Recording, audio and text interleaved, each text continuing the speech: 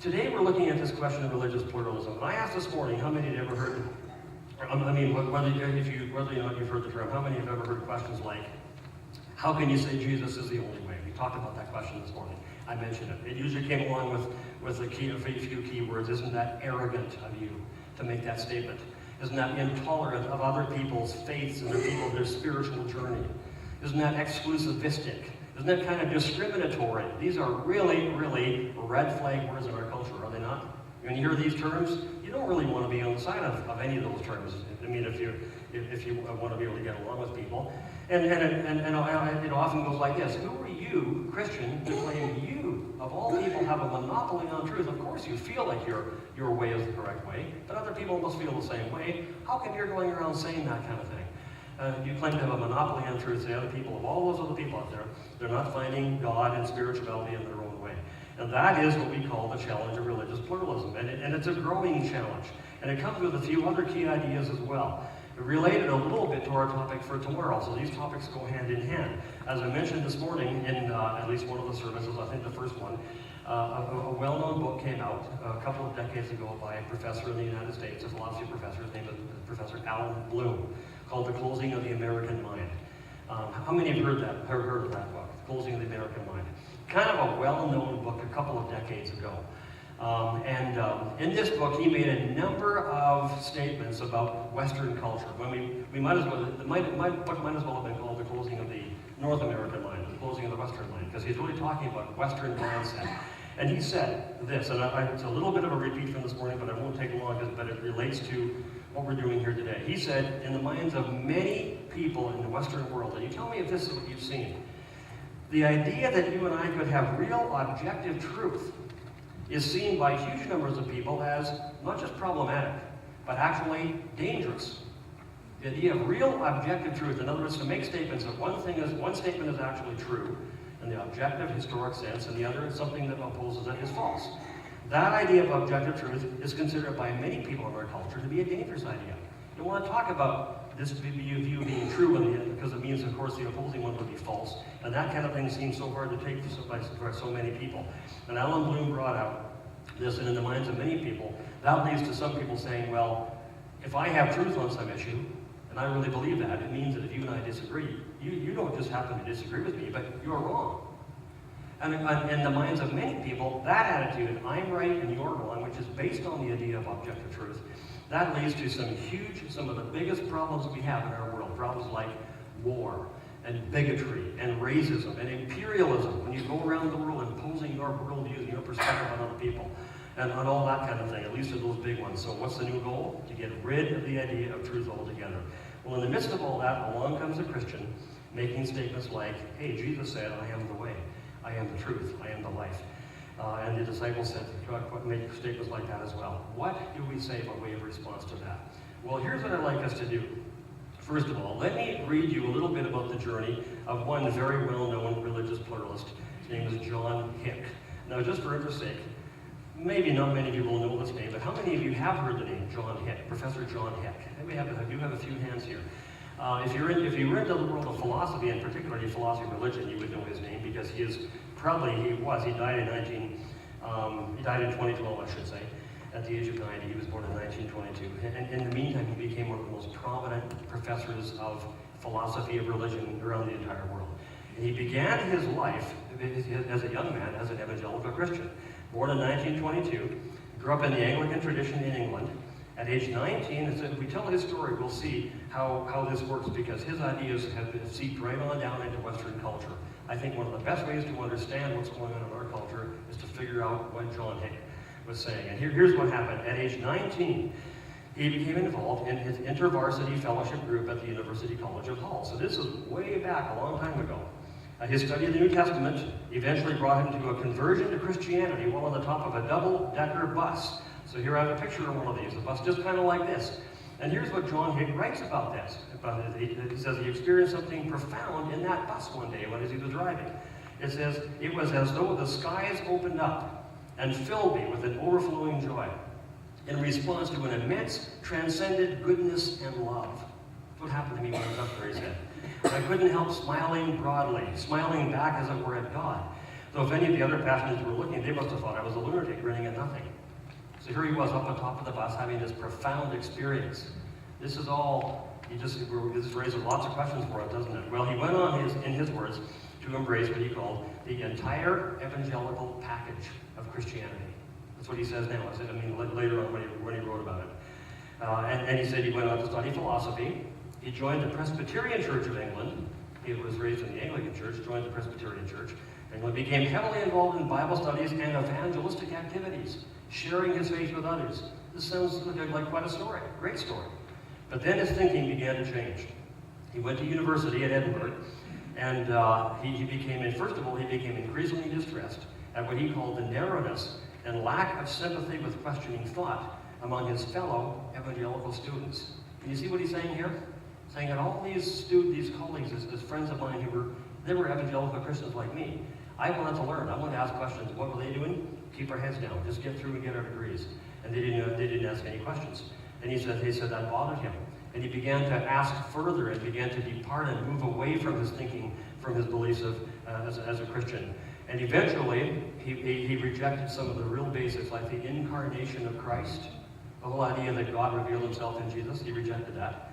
And also the resurrection of Jesus. He rejected that as well. These are huge, aren't they? By 1967, he became a professor of theology at the University of Birmingham, and his identification with Orthodox Christianity came to a total end. And here's what he writes.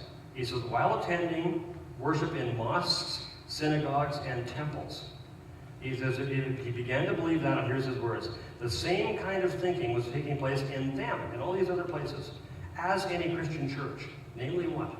Human beings opening their minds to a higher divine reality. He says that's happening in our churches, but it's also, I see it happening in the mosques, in the temples, in the synagogues. I see the same thing happening in all these other religious institutions. And he went on and he thought further. And he said, in his mind, the idea that there could be only one true religion. He said that presented a huge conflict in his mind with the idea of what he called God's universal saving activity. God saving people around the world. How could there be just one correct religion, one true religion? This continues to be a real sore spot with many, many people. I get this question all the time, and I'm sure some of you do as well if you engage. It's a real interesting question, and it makes us think. Well, John Hick eventually became convinced that no religion has a monopoly on truth, that all religions are human attempts to understand ultimate reality. Over the years, he's become an outspoken and highly respected proponent of religious pluralism. That's the story of John Hick. And of course, what I would say to us today is this typifies a challenge that Christians will increasingly face as we in our country and in the world becomes more of a global village.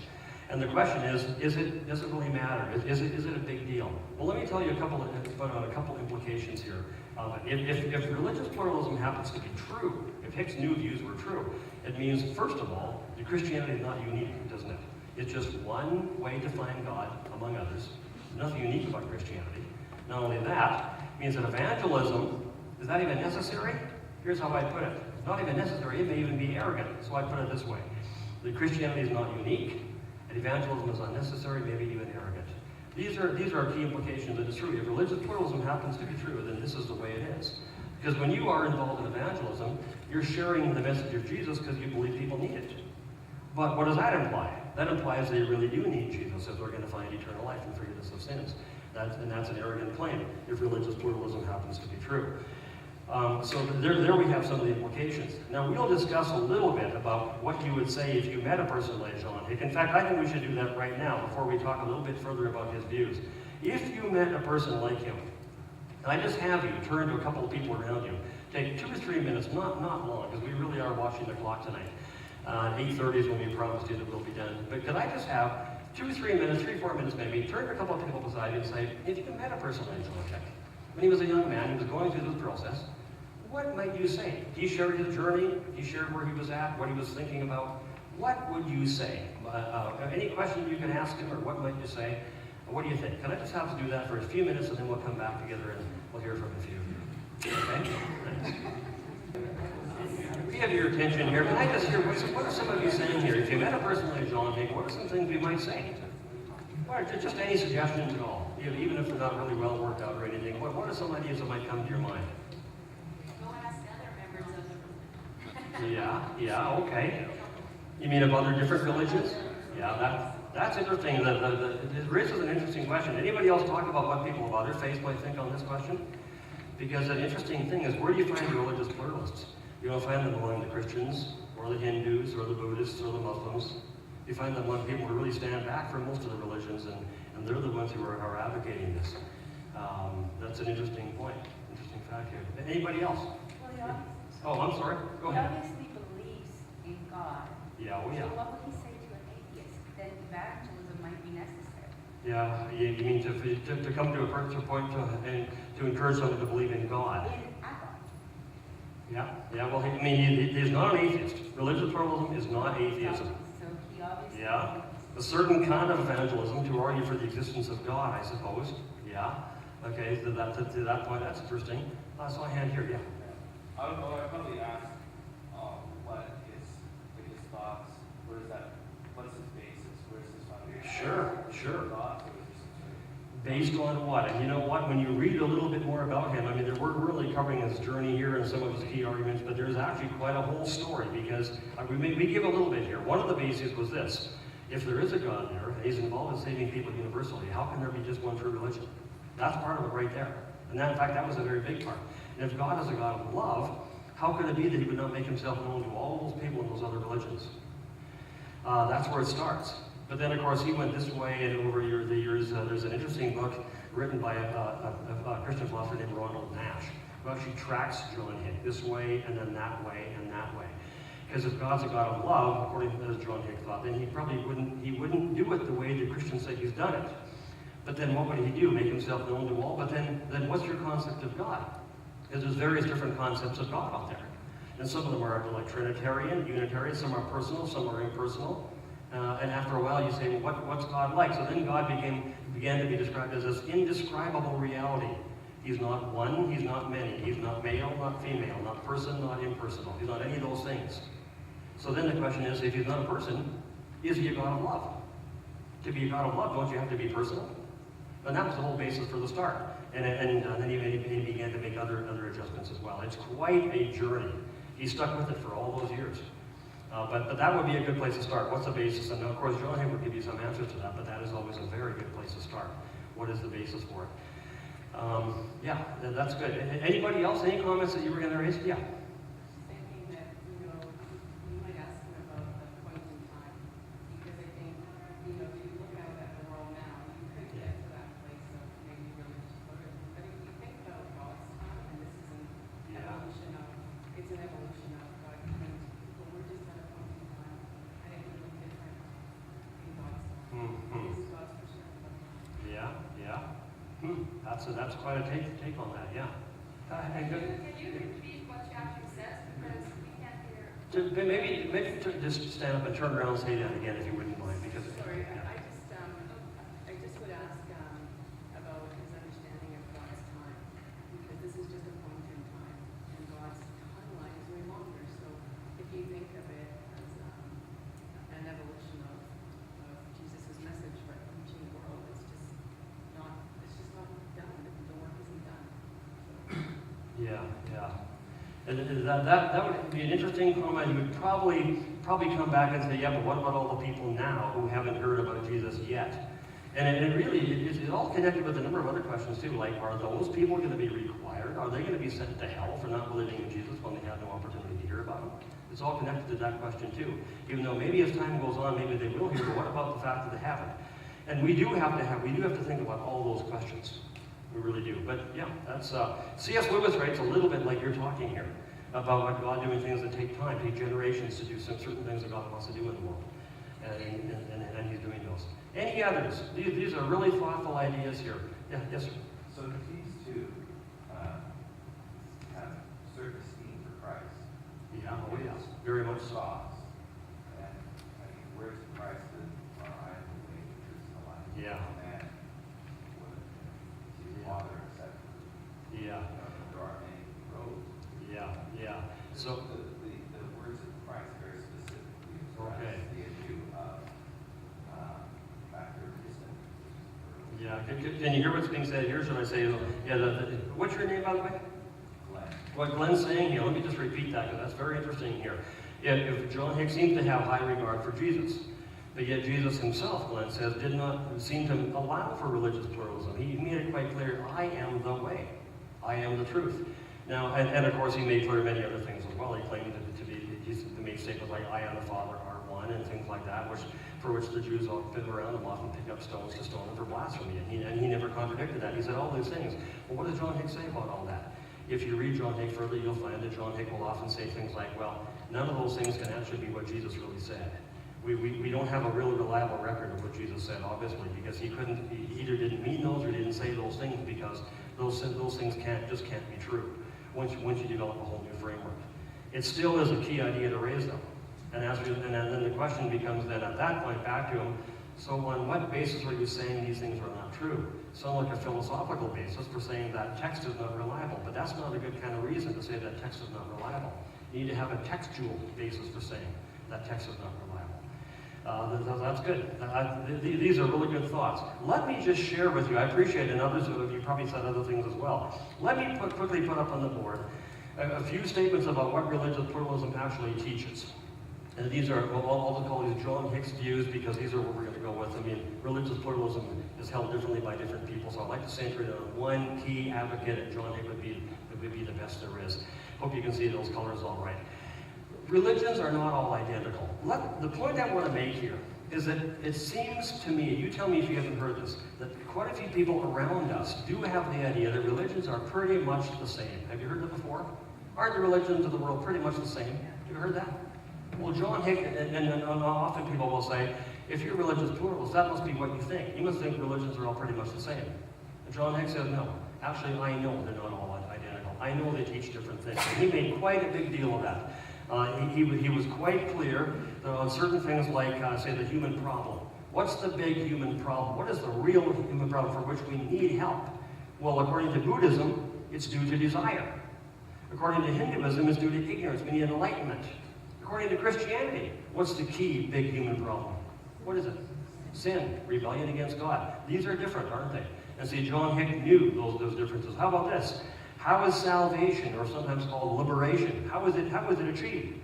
Well, there's at least two big answers to that one through the various religions of the world. One is through human effort of some kind. Either you deprive yourself of certain things, asceticism, or the other is by good deeds, helping the poor, fasting, praying, proselytizing, doing all those things. But what does Christianity say about how salvation is achieved? How is it? Is it through human effort?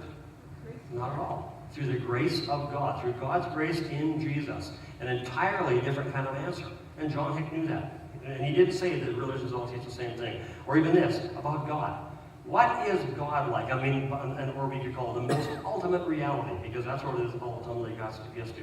Well, according to Christianity, John Hicks knew, and anybody who studied these things knows, that according to Christianity, the God who's there is a person, a personal God, a God who speaks, who loves, who desires, who acts. We don't refer to God as it, do we? We refer to God as He, as Him. That's how we refer to God. But if you looked at most Eastern religions, the most ultimate reality is some kind of impersonal reality. But even if you look at other religions where there's a personal theistic God, there's a distinction between a Trinitarian God that Christians believe in, a Father, Son, and Holy Spirit, three persons in one God, or a Unitarian God. The God of Judaism, the God of Islam, is not a Trinitarian God. They reject the Trinity outright and can't really understand the teaching of the Trinity. It makes no sense. And I just want to say, these are fundamentally different teachings. John Hicks recognized that. He was not asserting that all religions are the same. So I think we need to keep that in mind. It's a little bit more sophisticated kind of religious pluralism that he held on to. That's the first thing, though. Let me go to the second one here, and that is this.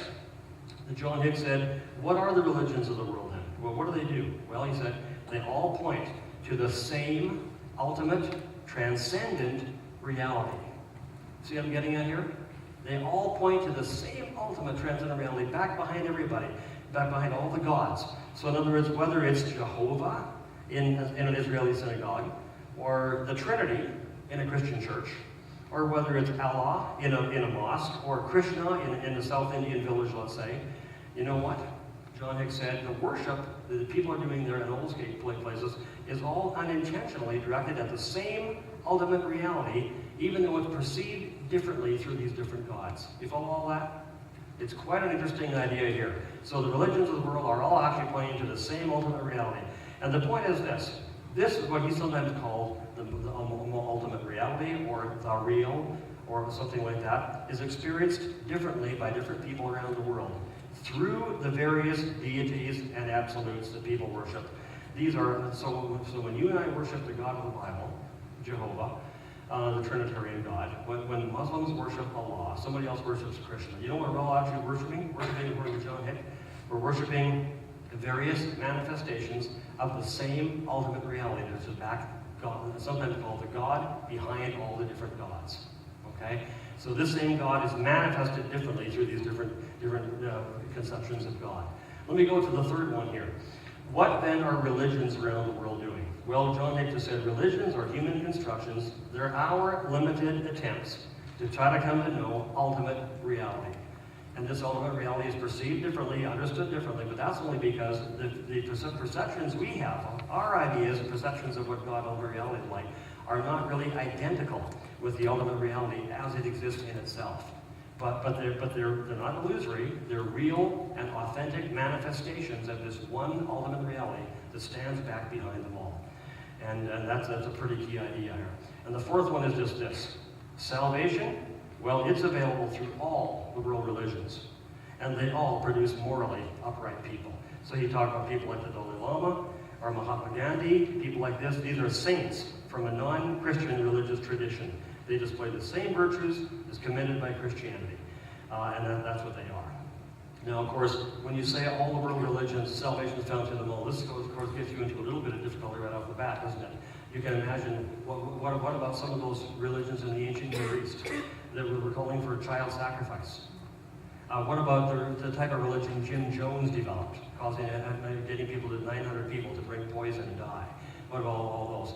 Those were kind of ruled out by certain standards that John Hick began to apply, because these ones couldn't have been considered real good, positive candidates to be world religions because of some of the things they did.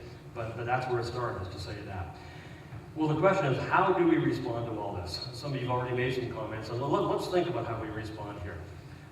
The first thing I'd like to say here, by way of response, is that we should remember three facts, okay? Tell me what you think about these things, these facts. That I would encourage us to remember these three ideas in terms of any kind of response. And the first one is this. Tell me what you think about this.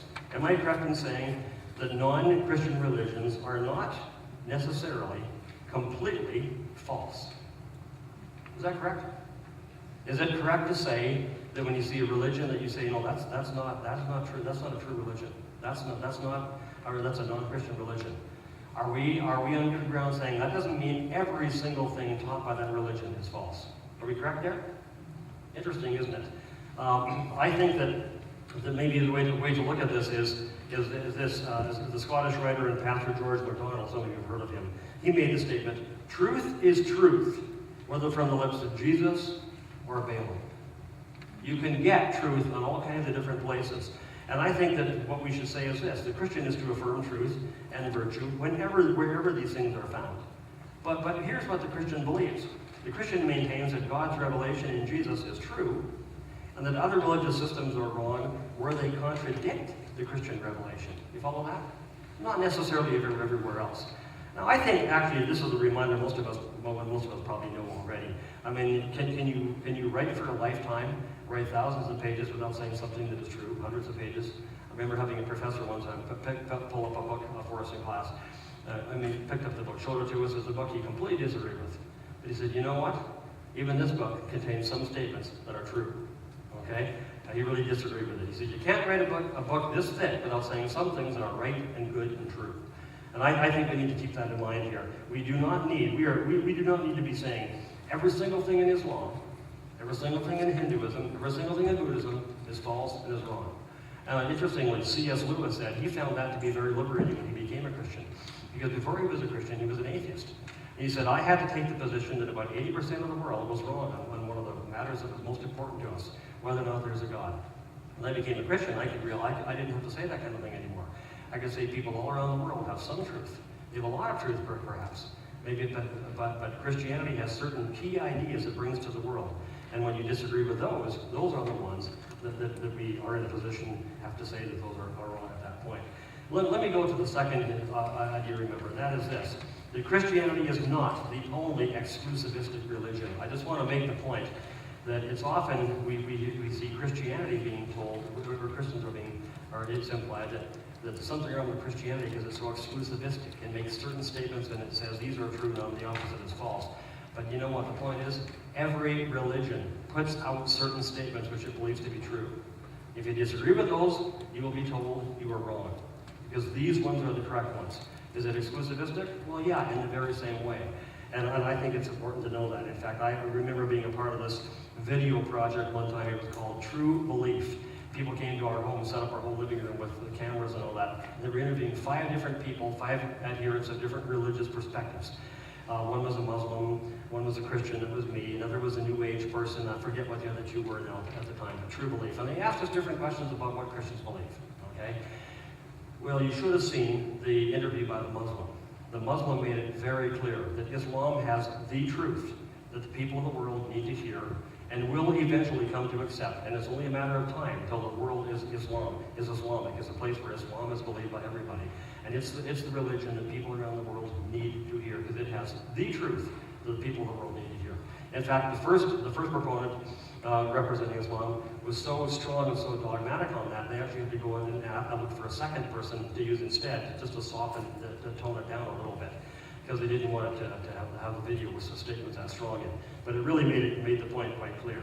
The third thing I think we should keep in mind is this, that we as Christians are in a perfectly good position, I think, that we can cooperate with people of different faiths in various social and moral causes, and we can do that without compromising our commitment to Christian uniqueness. In other words, in fact, I would even say it's often a very good way to build bridges.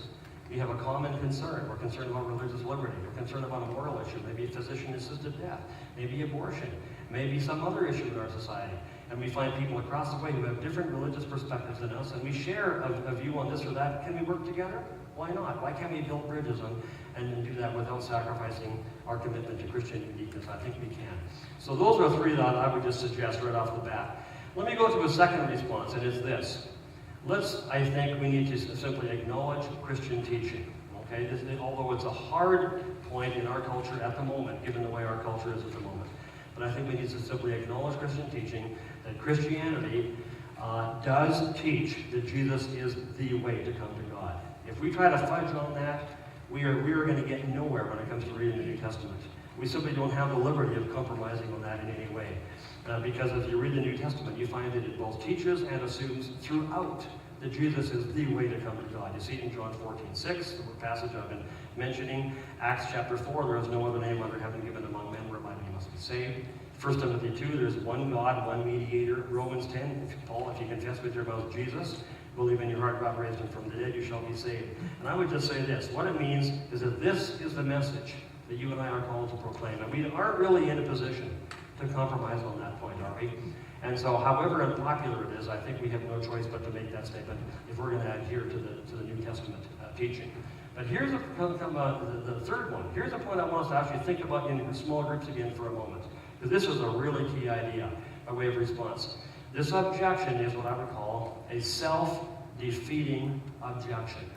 And could I just ask us, again, if we could talk one more time with a couple of people around us, and ask, what are we getting at here? In other words, the objection that says, well, I find Christianity to be so exclusivistic and intolerant because it claims there's only one way to come to God. I want to say here today, and I think we should somehow figure out what's going on with this, that this is actually a self-defeating objection. Can you just think of the couple of people around you, what do we mean by this? How is it self-defeating to make the statement that Christianity is exclusivistic, and therefore it's intolerant, and therefore I could never become a Christian because it makes a statement. There's only one way to come to God, and that's through Jesus, and I find that intolerant, exclusivistic. I want to say the whole line of reasoning is self-defeating. I think it's something we need to get really clear in our minds, but can I just have us talk about it, to discuss that with people around us for 3-4 minutes? In what sense is this self-defeating? Or is it? What do you think? And then we'll come back and talk about this. Okay, I wouldn't mind hearing what some of us have come up with. What does it? What do we mean when we say this is a self-defeating objection? What is self-defeating about it? Anybody come up with anything on this? So it's a really key idea. Remember the objection here. It's saying, look at it. You Christians, there's many things I think are about Christianity that are just fine. But when you start saying Jesus is the only way, that's intolerant. I can't accept that. I need to rule that out because I can't accept that idea. I think there are more than one way to come to God. I'm saying that's a self-defeating objection. What's self-defeating about that? Anybody? Yeah, in the back there. They exclude the exclusives. Okay. Say that again. You exclude. What do? They say you're exclusive, but then they exclude Christians. Okay. So it's self-defeating. How about that? Have you been in law enforcement or something over the years? Okay. That's good. Okay. That's really quite well put. I don't want to say too much about it, but I'll let others comment as well. I think you're really getting at the key idea right there, Bob. Anybody else? Yes. Well, I got kind of a ring in my quarter here. Yeah. It's a truth claim in itself, saying that all religions are, Yes. Okay. which is self-defeating. Okay, very, very much so. That's a truth claim, and what that does, and when you have that truth claim, you add that to what Bob just said. And what was your first name again? Todd. What Todd's saying here, it's a truth claim to say all religions are, what do you say, equal? Okay, all be equally legitimate ways to come to God. Which means then, when the one comes along and says, no, I think there's only one way to come to God, this view does what?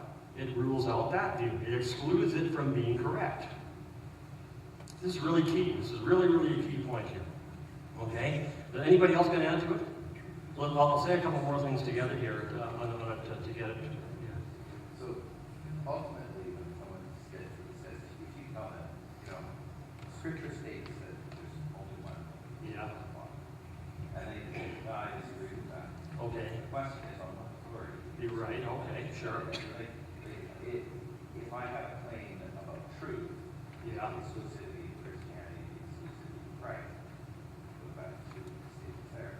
Mhm. That's a very clear statement about truth, but that truth is revealed from God. So if an individual states, I disagree with that, I said, well, who's been talking to you? Like, where do you get your? Yeah. Okay. I mean, Well, okay. yeah, Okay. Well, no, that's fine. I mean, that's a different way that person might object, but what you're asking for is, if you do disagree, that's okay. I mean, I'd like to know your basis, based on what? Now, let me ask you the same question. Based on what? You're making these statements about having heard this from God, but based on what? And I hope we have an answer for that, too. We're going to need to do that, to have a response to all those things. Because you can't just, we wouldn't accept it from other people. Accept it from other people, just come along and say, well, God told me this, or God told me that. We actually don't accept those kind of claims often. And so if we're going to make those ourselves, we need to make sure we have some reason for thinking, yeah, God really did say this. Jesus did make this claim. We have this in this historical record written by people who were close to him. We have a basis for it there. Hey, look, let me put it this way. By the way, does anybody else have a comment on that? Why is this self-defeating? Anybody else have one more thing that we're going to say on this? You look like you have something on the tip of your tongue right here in the front row, but if you don't, that's fine. But I guess it's kind of related to what he said. It's like, yeah, how can you be tolerant if Yeah. you're intolerant of intolerance? okay, very good. You almost lost me there, but I think I got it. What's your first name? Justin. What did Justin say? How can you be tolerant if you are intolerant of what? Intolerance. You're intolerant of intolerant. Well, you know what? That's an interesting way to go there. And this is what people will often say. Because I am tolerant, the one thing I really don't want to, and I say this as a Canadian now, let's say, the one thing I really don't want to tolerate is intolerance. Because I really believe in a tolerant country. I want to be a tolerant country. So when someone comes along and they're very intolerant in their outlook on life and their worldview, we want to give that person the reins of political power. They're an intolerant person, got an intolerant worldview. You see what I'm saying? That's where they are going. But it does raise the question, well then, how tolerant are we? How tolerant are we really? Okay? So, I mean, but you did put it pretty well. Let me get at it this way. You folks have done some good thinking here. I would say this. Here's how I would ask the question. You tell me what you think of this question. Okay, it's just a complete, putting it out there as baldly and craftily as you could put it, but I want to ask you this question. Is it wrong? Tell me what you think of this. Is it wrong? Is it exclusive? Is it intolerant now to assert this? That my view about the way a person comes to God is different than your view, And I believe my view is correct, and your view is not. How about that? Well, let me say it again. My view about the way a person comes to God is different than your view. I believe my view is correct, and your view is not. Is that an exclusive statement? Yeah, it is, isn't it? Technically, it's an exclusive statement. Why? Well, because it asserts that one idea is correct, and it excludes the opposite idea from being correct. But let me just say here, is it intolerant to make a statement like that? Is it intolerant? Is it wrong?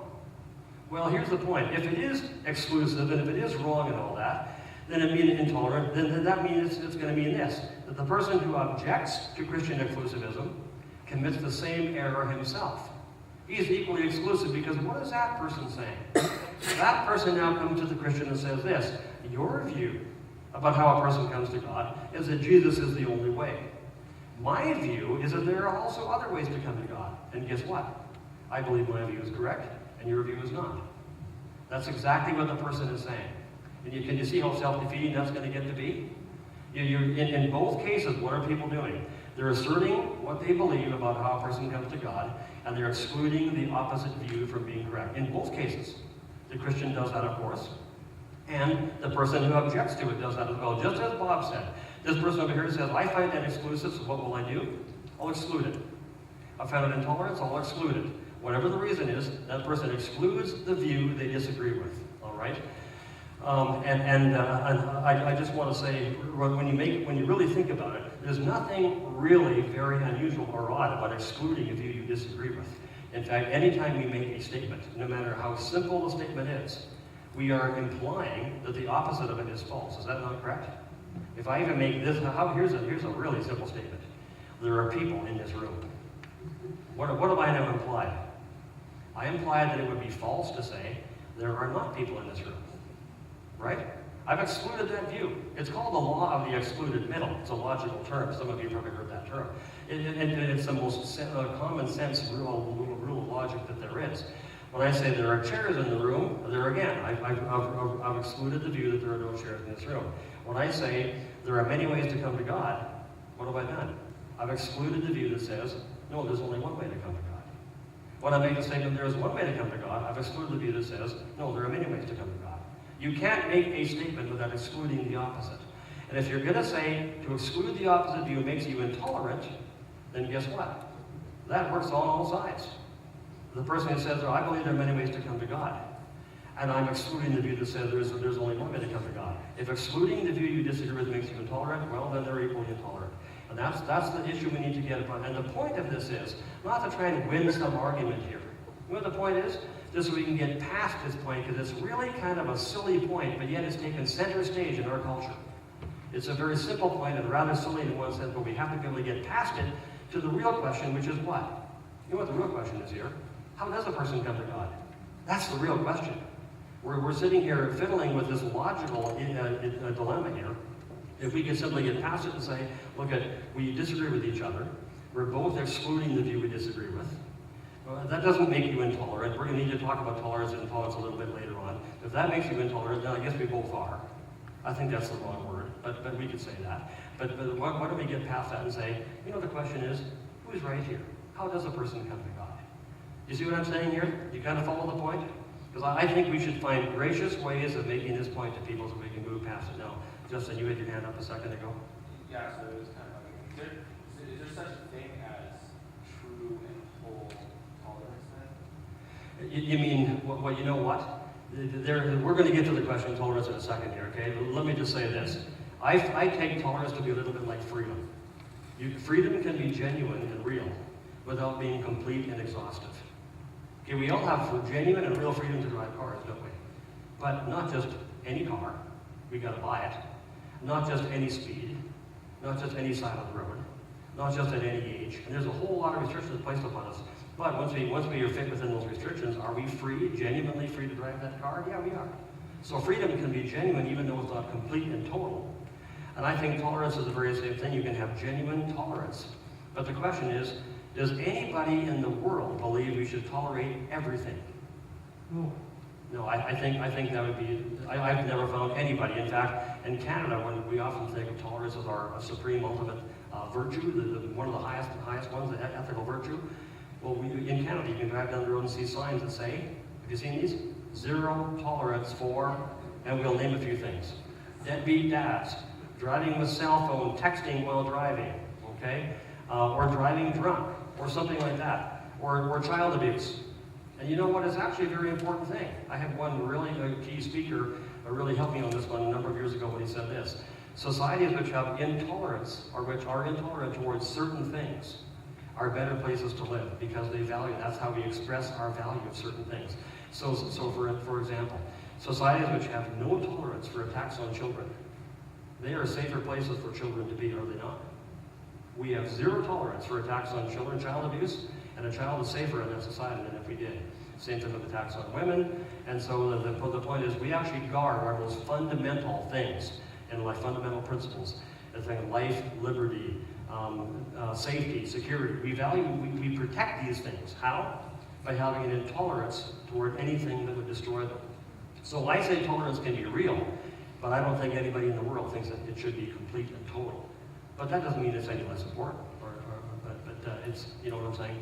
So you've actually made me jump ahead to another point, Justin. Thanks my friend, for doing that. No, to say we'll shave off some time at the end of the lecture, because I've already said some things I was going to say there. But that's a very good question. Here's all I would like to say here. Let's just understand that the actual objection that says Christianity is intolerant and arrogant because it excludes a particular view is really a self-defeating objection. Because in that very statement, the person is excluding the view they disagree with, namely the Christian position, which is that there's one way to come to God. I just want to say, some people may come back to you at this point and say, and I've heard this and you probably heard it too, no, we're not actually excluding your view. We're fine. Christianity is one good way. We're not excluding you. What about that?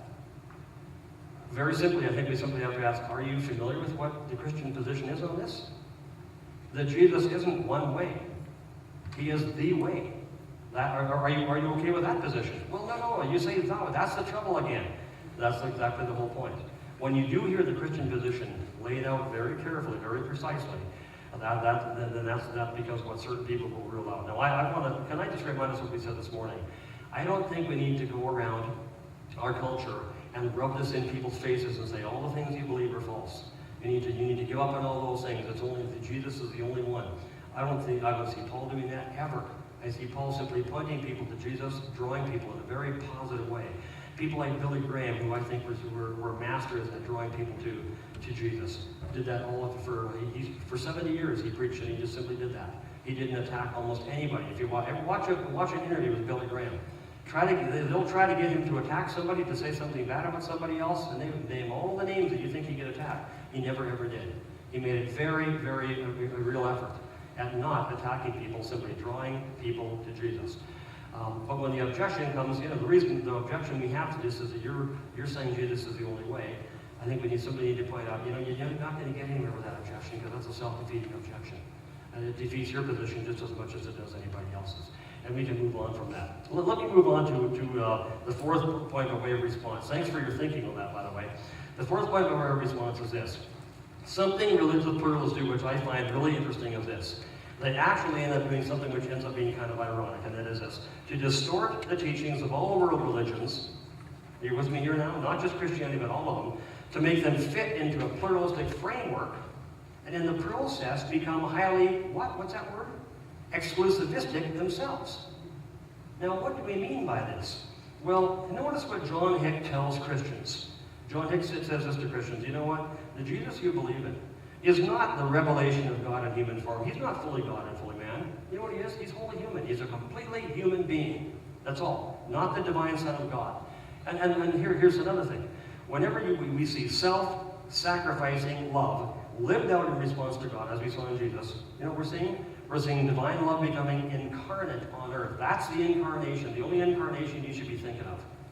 Now, let me just ask you. When John Hick tells that to Christians, what's he doing? Is he allowing Christianity to stand on his own teachings? What's the answer to that? No, he's not. He's changing it. He's changing it so it can fit in to the pluralistic framework that he's now established. Okay? He's denying certain key doctrines of the Christian faith to take off the sharp edge of their exclusivity, make them fit into the pluralistic inclusive framework. But the point is, he's done this with all world religions. Okay? None of them are allowed to stand on their own teaching. All have been pushed into this inclusive framework. And here's what it comes down to as far as I can tell, and this is not something I've come up with on my own. This is what some of the best Christian thinkers on this have developed, and I'm simply reporting it to you, really. But I see it as very significant, and it's this, that the pluralist is actually not allowing any religions to stand on their own teaching. In effect, the pluralist has set up a new religion, and what we might call it, technically, an inclusivistic one. But notice what it says.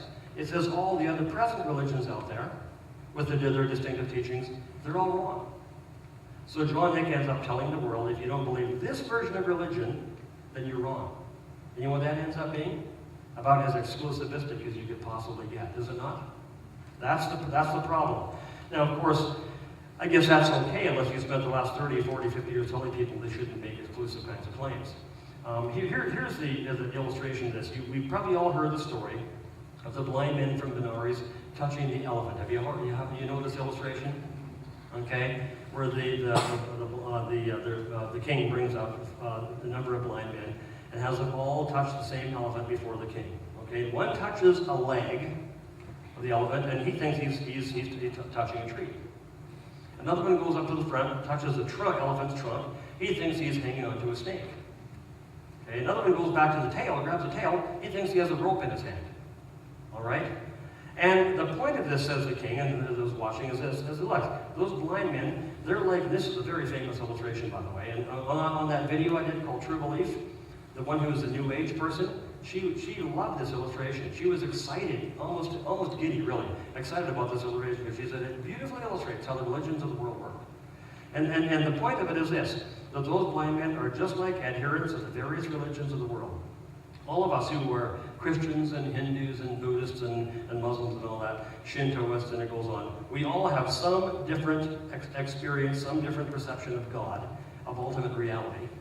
But it's all the same God. It's all the same ultimate reality. They're all touching the same elephant, even though they don't know it. Okay? Because we're all finite. We're all limited. We have some truth, but we don't have it all. And therefore, we have to respect the experiences and perceptions of other religions, because they're experiencing the same ultimate reality we are.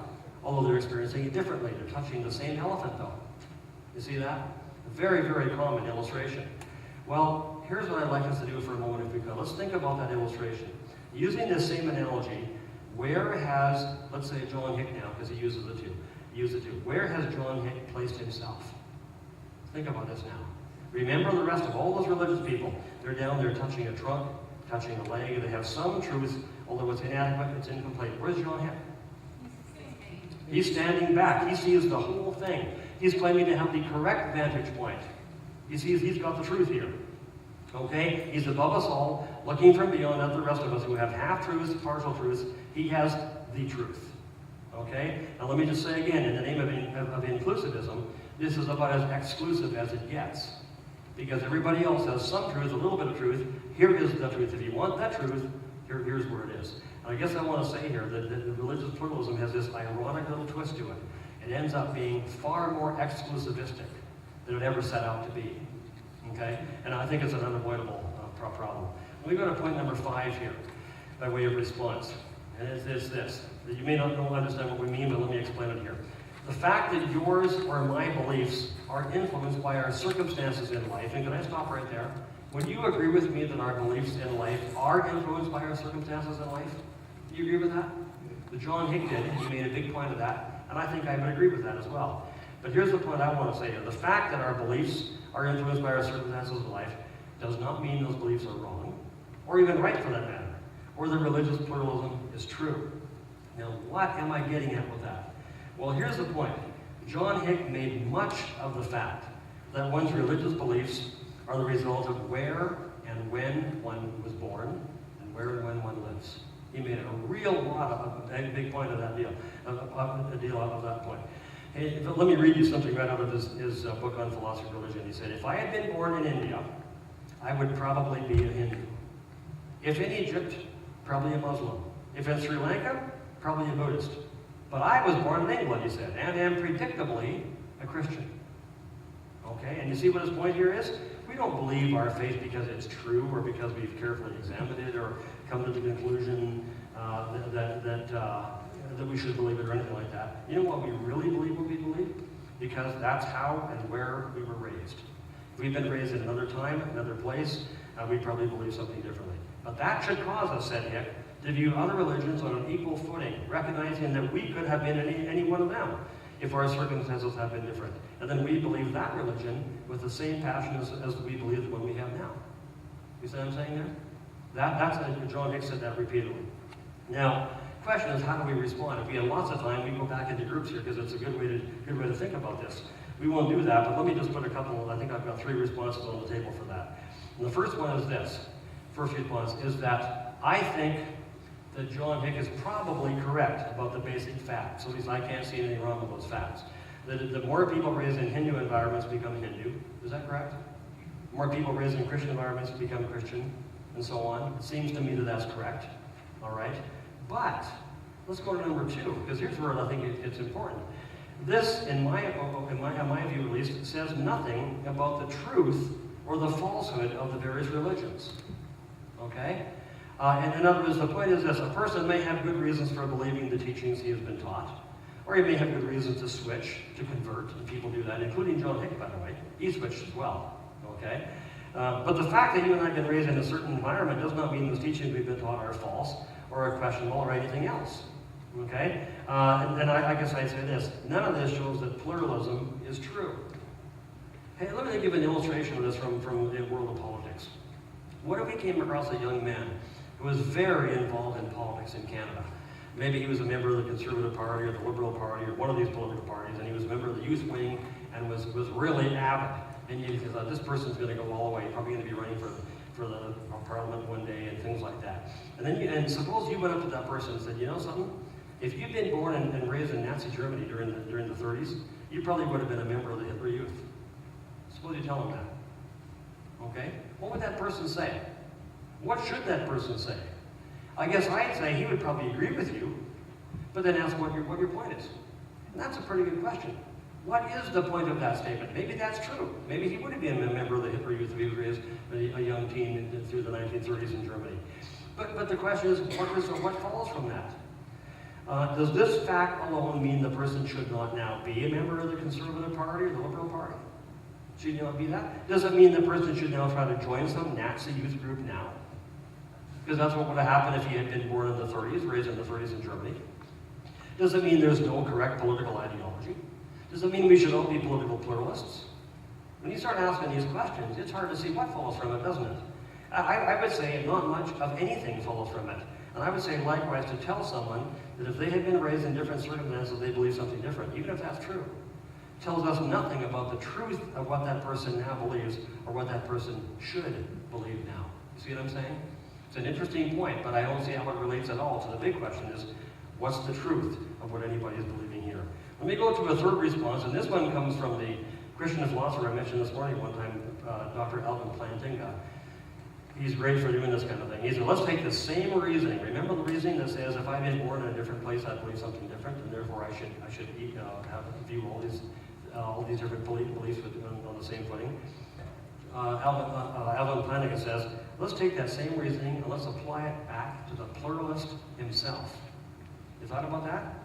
He says, what would happen to the pluralist's pluralism if we applied the same reasoning back to himself? Okay? And Plantinga says this, you know, pluralism itself is not and has not been widely popular in the world at large. It seems quite popular now in the Western world. But over the years it has not been. And he said this, if the pluralist had been born in Madagascar or medieval France, guess what? He would not have been a pluralist. Okay, so does it follow that he should not now be a pluralist? Well, that's a really good question, it seems to me, to put to a pluralist. And I'm assuming the pluralist would probably say no. But I'd say if that doesn't work against the pluralism, then how does it work against anything else? And I think it probably doesn't work against pluralism, and I don't think it works really against anything else at all. Okay? I just want to go to one more comment here before because our time's about done, and that is the one that we talked about just a moment ago. I think we need to carefully define tolerance on this issue. We've defined it a little bit here. We talked a bit about it as well on the basis of Justin's really good question a moment ago. But let's think about what this word tolerance actually means. Okay? And it's such a key word in our culture. What does it mean? When we elevate tolerance in Canada at the moment, what really are we elevating? Do we know what that word means? Do we know how we're using it? Tell me if I'm wrong when I say it commonly seems to mean something like agreement, or endorsement, or affirmation. Am I correct about that? So when someone is said to be intolerant, is it not often because they've stated their disagreement with a particular viewpoint, or religious position, or ethical viewpoint, or some lifestyle, and they say their disagreement with that position, or with that lifestyle? And they're often said to be intolerant of it, therefore. You state your disagreement, so you're intolerant of that. In other words, the way to be tolerant would have been to agree with it, right? To endorse it, to affirm it. Have you seen that? That seems to be the way the word tolerance is used in our culture. To agree with something, or to affirm it, to endorse it, so that when you state your disagreement with it, you are now said to be intolerant of that view or that position. Well, I think we have to ask the question, is that really what tolerance means, to agree with something? I would actually suggest this to you, and this again isn't original with me, but I really do believe it, that there's a deep misunderstanding here. I would even go so far as to say that tolerance does not mean agreement. Actually, you know what tolerance entails? It entails disagreement. Is that not correct? Think about that. If I agree with you, do I need to tolerate you? Do I need to tolerate your viewpoint on something? Why? I agree with it already. I don't need to tolerate it. That tolerance doesn't seem to make any sense in that kind of context. It seems to me that tolerance is an attitude that says, I actually disagree with something you're saying or you're doing, but I respect your right to do or say it. Does that know what tolerance means? I disagree. So in other words, if there's no disagreement to begin with, the question of tolerance does not even arise. And tolerance, so in other words, tolerance requires some kind of conviction, some kind of strong views to begin with. And then you look at someone who disagrees with you on those, and you disagree with them, and you have a decision to make, whether or not you'll be tolerant of that. And we said just a moment ago, we should not be tolerating everything. We know that. We have bumper stickers and billboards that say that loud and clear. But I would just say this, when it comes to Christian faith, the fact that Christians have strong convictions on one key idea, namely that Jesus is the way to come to God, does not necessarily make a Christian intolerant. It puts them in a position where they will disagree with other people. But that only gives you a chance to say, well, will I tolerate and accept your right to say and do the things you believe? And I think it puts us in a great position as Christians in our culture. We're in a position where we can say, yeah, there are various views all around us on how people come to God. Is there even a God out there in the first place? If there is, how does one get to know that God? But as long as we have the freedom to dialogue, and we can respect that, then we are showing a real open and tolerant attitude. We disagree, sure. But disagreement does not equal intolerance. Disagreement actually gives you an opportunity to show tolerance. And I think we can go a lot further. We can show grace, we can show openness, we can have a welcoming attitude. We can let people know we're not even here just to win an argument. Winning an argument, that's not what we're all about here. We're here because we care about people. We care about you. And that's what we're here for. That kind of attitude, I think, is a wonderful attitude to have. But the fact that a person has convictions on something does not equal intolerance. I think it's really key that we have that idea clear. It makes sense to me, too, once we think about it a little bit as well. Listen, that's the main thing I have to say about religious pluralism. I know our time's gone here. So I don't know if anybody has take about 2 minutes. If anybody has a question or two, something on the tip of your tongue, we can discuss it quickly, and then we'll leave here. Justin, yeah, if you can, would you mind, Justin, standing up and saying your question as nice and loud so people can hear it? Maybe even turn around just a little bit. Okay, so yeah, thanks. There was we talked about the idea of growing up in an environment that will likely shape your beliefs. Oh, hey, sorry.